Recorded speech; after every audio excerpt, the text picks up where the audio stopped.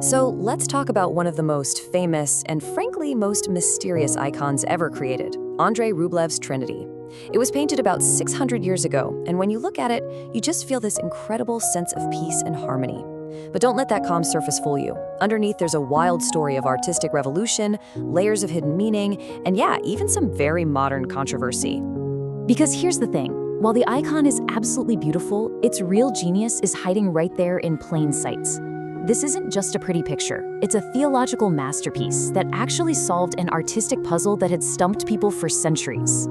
To really get it, we need to peel back the layers one by one. Okay, let's dive right in. First up, we've got to get into the story behind the icon, because that's how we'll see just how radical Rublev's version was for his time, back in the 15th century.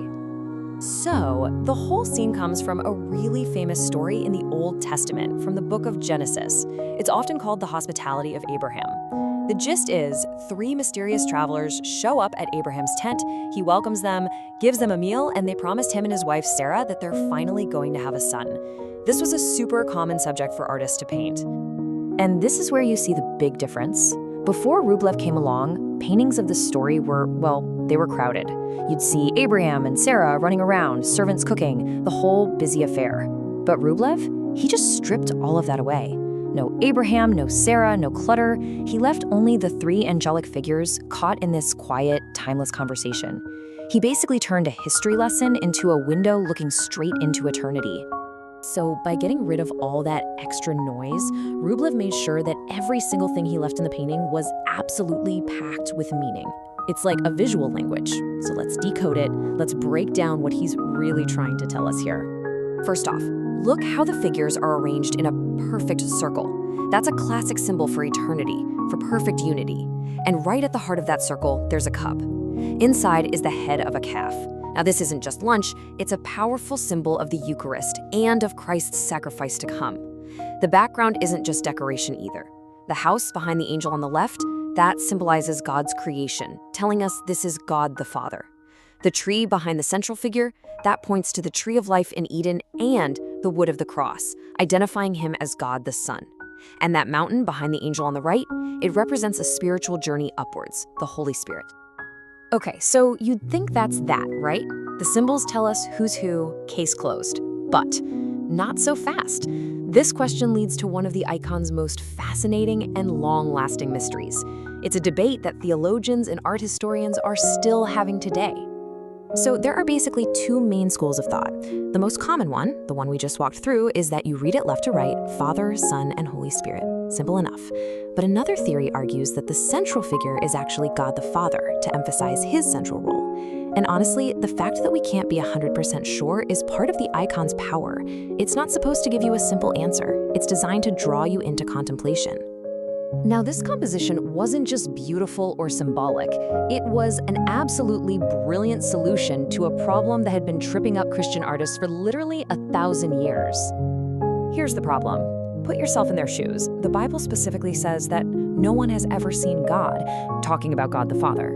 So how do you paint that? How do you paint someone who is, by definition, invisible and unimaginable? How do you make an image of the Trinity without breaking one of your own core beliefs? And you can see how they tried to get around it. For a long time, the go-to solution was to just paint God the Father as a wise old man with a long white beard. I mean, it gets the point across, but for many theologians, this was a huge problem. It took this infinite, unknowable being and squashed him into a simple human form, which kind of misses the whole point of the Trinity. Rublev's solution was just genius. He decided, I'm going to stop trying to paint the individuals, and instead I'm going to paint their relationship. He was visualizing a deep theological idea called perichoresis. It sounds complicated, but it basically means round dance. It's the idea that the three persons of the Trinity are in this constant mutual state of love, each one living inside the others. That circular slow, the way their heads are tilted toward each other, Rublev isn't painting three separate guys. He's painting one unified relationship of perfect love. You know, the 20th century Russian theologian Pavel Florensky absolutely nailed it. He said that you don't come to understand God through logic puzzles, you understand it through life. And the ultimate proof of that life is beauty. Rublev didn't give us a diagram of a doctrine, he showed us the beauty of that divine relationship. And in doing so, he let us experience its truth. All right, so we've covered the art, the theology, but the story of the physical object itself? Oh, it's just as dramatic. It's a story about being hidden away, pretty much forgotten, and then rediscovered in this jaw-dropping moment of revelation. It's kind of crazy to think about, but for hundreds of years, nobody actually saw this painting. It was encased in this massive, heavy gold cover called an oklad. Now, this was meant as a sign of respect. Powerful people like Tsar Ivan the Terrible donated gold for it. But the irony is, this act of devotion completely hid Rublev's masterpiece. All you could see were the faces and the hands. And then, in 1904, everything changed. Restorers came in to do what they thought was just a routine cleaning. They took off that heavy gold cover, and they started to carefully strip away centuries of dark, grimy varnish and really clumsy touch-ups. And they were just stunned. Underneath all that grime were Rublev's original, vibrant, glowing colors, looking almost as fresh as the day he painted them. The masterpiece was literally reborn. And that incredible rediscovery was just one stop on a pretty turbulent journey. It was painted around 1425 for a monastery, got covered in gold in the 1500s, and then rediscovered in 1904. After the Bolshevik Revolution, the monastery was shut down, and in 1929, the icon was moved to a state museum in Moscow, where it became a national treasure. Fast forward to 2023, and a hugely controversial decision was made to move it back to the Russian Orthodox Church. And that move brings us right up to the present day, where this ancient, beautiful icon is at the heart of a really passionate, high-stakes fight. The whole debate really boils down to two very different ways of seeing it. On one side, you have the museum experts. They're saying, look, this thing is dangerously fragile. It needs a perfectly controlled environment, temperature, humidity, the whole deal, that only a museum can provide, or it will literally fall apart. For them, it's a priceless piece of world heritage. But on the other side, the church argues that it's a sacred object. It's a shrine. It was made for a church, not a gallery, and its true purpose is to be with believers so they can pray before it. And the stakes here are just incredibly high. We're talking about a piece of painted wood that is 600 years old.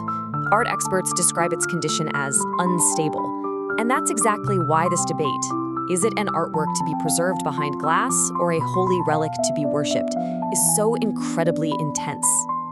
And all of this leaves us with a really tough fundamental question. When a fragile masterpiece of world art is also one of the holiest objects of a religion, who gets to decide its fate? The art experts or the religious leaders? The museum or the monastery? There's really no easy answer to that.